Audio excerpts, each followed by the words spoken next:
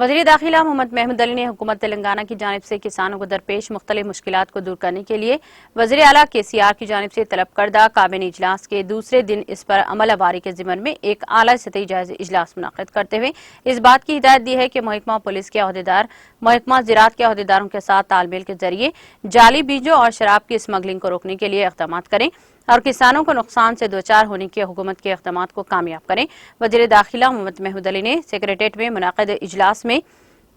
عہدیداروں سے مختلف تجاویز بھی حاصل کی ہیں۔ اس موقع پر home secretary, DGP، additional DG line order, inspector general, commissionerate police اور SPs کے ساتھ ویڈیو کانفرنسنگ منعقد کی۔ محکمہ زراعت اور محکمہ ایکسائز کے ساتھ مشترکہ ٹاسک فورس ٹیم تشکیل دی گئی ہے۔